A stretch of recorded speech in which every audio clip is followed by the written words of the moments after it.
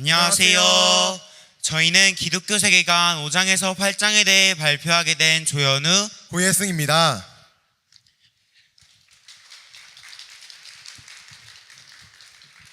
저희의 발표는 크게 세 가지인데요. 성선설과 성악설, 유물론과 유실론, 그리고 인본주의입니다. 여러분들은 어떤 세계관을 가지고 계신가요? 세계관은 사람에게 정말 중요합니다. 세계관이 없는 사람은 없는데 그 세계관이 어떤 세계관이냐에 따라서 사람이 하는 말과 행동들, 그리고 세상을 바라보는 관점이 달라지기 때문입니다. 그러면 우리는 어떤 세계관을 지녀야 할까요? 우리는 성경적 세계관을 가져야 합니다. 저희는 성경 말씀과 기독교 세계관이라는 책을 읽었습니다. 그 책은 제목 그대로 기독교인으로서 가져야 할 성경적 세계관에 대해 이야기하고 있습니다. 먼저 책에서 이야기하는 성선설과 성악설에 대해 알아보겠습니다. 첫 번째로, 성악설은 사람의 본성이 선천적으로 선하다는 것입니다. 본성이 선천적인 것을 예로 들면 어린아이가 길을 잃은 강아지를 보고 불쌍히 여겨 도와주려는 모습이 있습니다. 성선설을 주장한 맹자의 말로는 인간은 원래 선하게 태어나지만 가정 환경이나 사회 구조 등으로 인해 악해졌다고 합니다. 즉, 모든 악의 문제를 남 탓으로 돌리며 악의 원인을 외부에서만 찾는 것입니다. 약 2년 전 차를 몰고 가던 최모 씨는 자신을 스토킹하는 사람들이 있다는 망상을 하고 백화점 등 공공장소에 들어가 사람들에게 무차별적으로 폭력을 행사했습니다. 이 사람을 조사해보니 최모 씨는 자신을 스토킹하는 사람들 때문에 그랬다고 남 탓을 하며 대답을 했습니다. 자신이 악해진 이유를 주변 환경의 책임으로 생각하는 것과 자신이 범죄를 저질렀지만 이유가 있었다는 남 탓이 섞인 변명을 하는 것과 같으니까요. 이런 식으로 자신의 죄를 남 탓으로 돌리는 사람들이 바로 공산주의 유물론에 물든 사람들의 특징입니다. 기독교에서 사람의 도덕성을 말하는 이유는 창조에 있어서 하나님의 형상이라는 전제에서 비롯됩니다. 하지만 유물론의 공산주의의 사상을 가진 사람들은 이런 전제가 없기 때문에 사람에게 도덕성을 요구할 수 있는 중요한 기반이 사라져서 남 탓을 하게 되는 겁니다. 두 번째로는 성악설입니다. 성악설은 성선설과 정반대입니다. 성악설은 사람의 본성은 악한 것이며 교육, 수양 등 후천적인 노력으로만 선해질 수 있다고 말한 순자의 악설입니다. 성악설은 성경에서 말하는 것과 비슷해 보일지 몰라도 완전히 다릅니다. 저도 처음 부분만 읽고 성악설이 뭐가 잘못된 거야? 라고 생각했지만 뒷부분을 읽어보니 제가 생각한 것과 정말 달랐습니다. 뒷부분에서는 훈련을 통해 악을 없앨 수 있다고 말하고 있으니까요.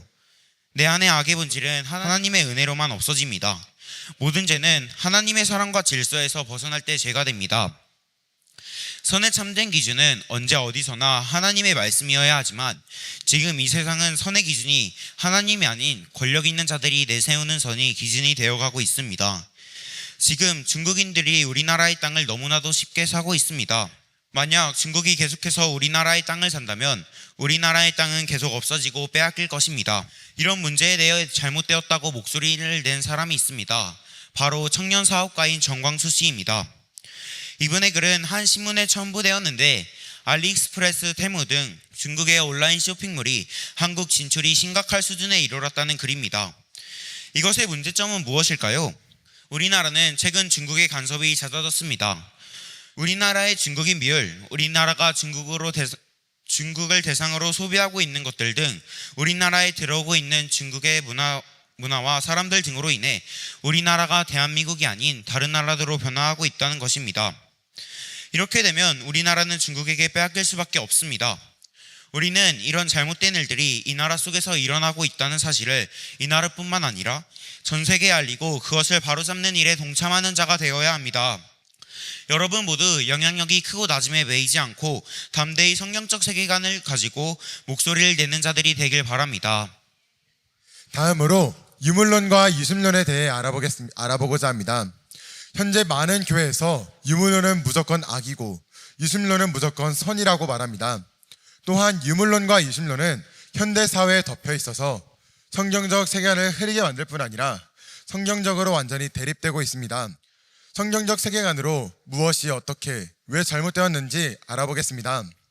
먼저 유물론은 물질을 모든 것의 근본으로 보는 것이고, 유심론은 정신 혹은 마음이나 영혼이 더 본질적이라고 여기는 철학적인 관념입니다. 그래서 유물론자는 세상에서 제일 중요한 것을 물질이라고 생각합니다. 그래서 그들은 결국 모든 물질이 완벽하게 회복되는 세상을 꿈꿉니다.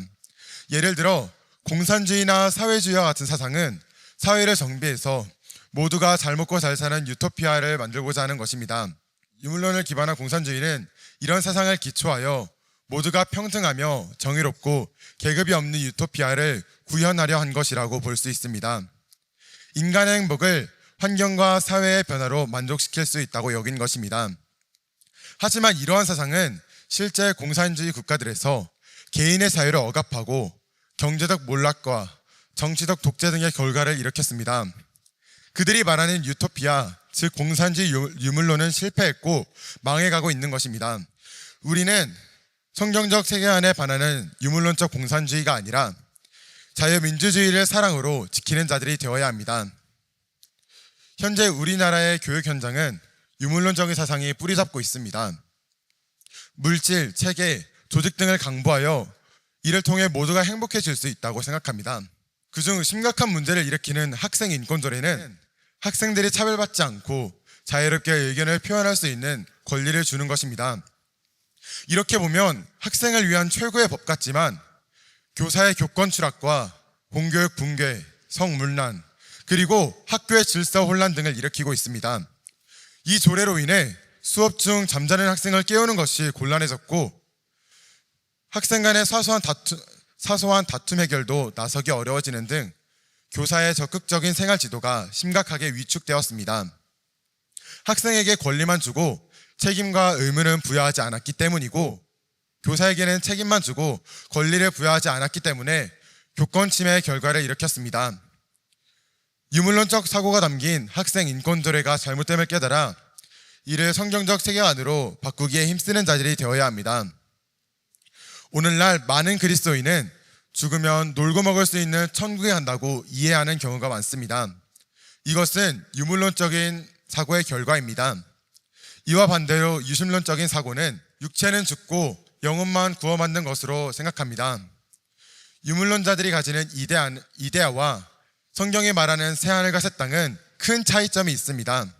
새하늘과 새 땅은 지금의 현 세상이 예수님의 전인격적인 영과 육의 구원으로 새롭게 되어지는 것이고 이데아는 사람의 영혼이 본래 있어야 하는 정신적인 세계이며 현 세상은 그림자이자 썩어 없어질 것으로 여기는 곳입니다.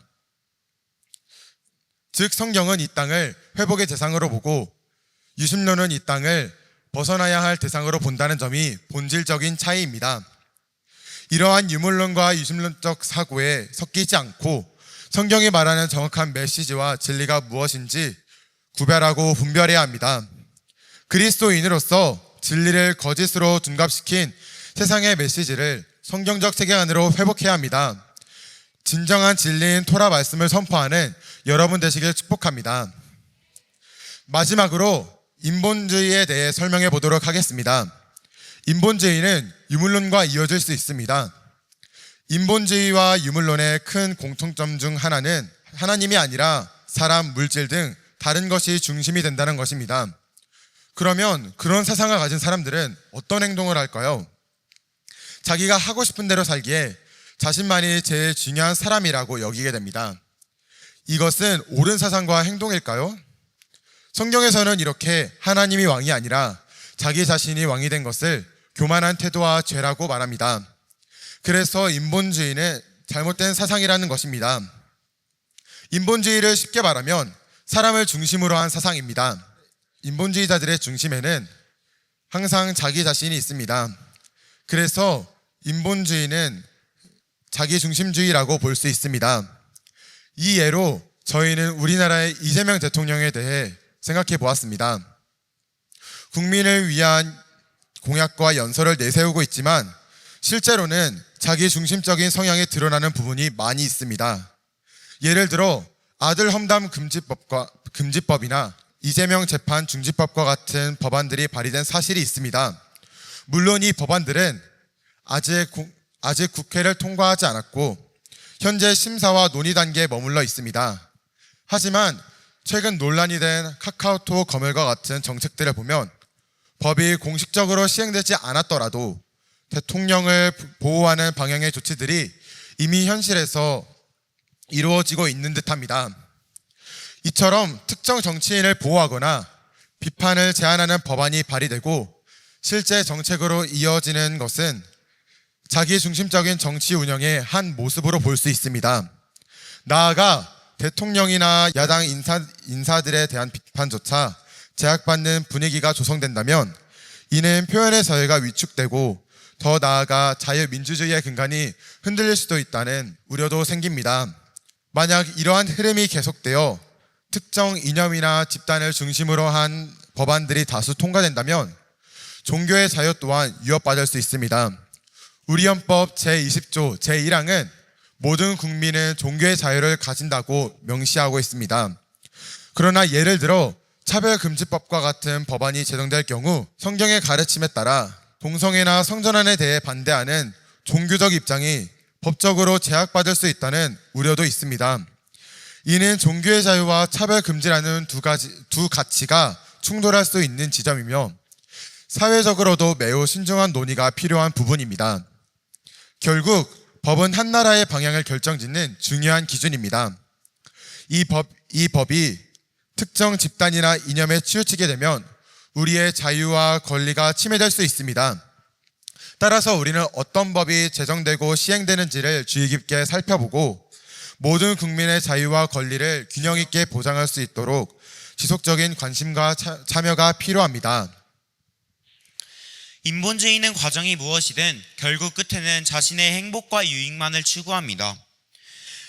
하나님은 인간 삶의 중심에 하나님 자신을 두어야 비로소 행복해지도록 우리를 창조하셨습니다. 그래서 하나님을 통한 행복은 영원한 행복이지만 내가 오직 나만을 위해서 추구하는 행복은 결국 끝에는 불행일 수밖에 없습니다. 예로 에이즈를 이야기해 보겠습니다. 에이즈는 바이러스에 감염되어 걸리는 병인데 국회 보건복지위원회에서는 원인 중 99%가 성접촉, 60%가 동성 간의 성접촉이라고 합니다. 감염자 중 92.3%는 남성 감염자이고 여성 감염자는 7.7%라고 합니다. 그럼 동성애자들은 이런 죽을 수도 있는 병에 걸렸다는 것을 아는데도 왜 동성애를 하는 것일까요? 바로 자신의 욕구 때문입니다. 그들은 하나님께서 동성애는 죄라고 하신 것은 신경 쓰지 않습니다. 그래서 그들은 이런 병에 걸릴 수도 있다는 것을 알면서도 자기가 하고 싶은 대로 하는 것입니다. 로마서 1장에는 이렇게 말씀합니다. 그와 가까이 남자들도 순리대로 여자 쓰기를 버리고 서로 향하여 남자가 남자와 더불어 부끄러운 일들을 행하며 그들의 그릇 때문에 상당한 보응을 그들 자신이 받았느니라. 하지만 현재 이 세상은 그렇게 자신의 욕구대로 사는 악한 삶을 존중해줘야 한다며 그런 삶에 대해 잘못되었다고 알려주는 사람들에게 차별하지 말라고 합니다. 그 사상이 담긴 법이 차별금지법입니다. 지금까지의 문제점을 듣고 어떤 생각이 드셨나요? 아마 우리나라와 지금 세상의 문제점이 정말 크다고 생각하셨을 것입니다. 그럼 우린 지금 이런 문제들을 회복시키기 위해서 무슨 일들을 할 수 있을까요? 우린 이 세상의 성경 말씀에 맞지 않는 것들에 대해서 반대의 목소리를 내어야 합니다. 세상의 진리를 알려야 하고 옳은 것과 잘못된 것들을 구별하여 세상의 사람들에게 알려야 합니다. 우리나라의 잘못된 법에 대해 반대하는 시위에 참여하고 퀴어 축제 등을 반대하는 일들을 할 수 있습니다. 그리고 높은 자리에 올라가 다스림을 받는 사람이 아니라 다스리는 자가 되어 성경에 어긋난 법들과 체제들을 없애고 하나님 나라와 의를 구하는 땅으로 만드는 자가 되어야 합니다. 모두 그렇게 하나님께 쓰임받는 자들이 되길 바랍니다. 지금까지 토라반 2주였습니다. 감사합니다.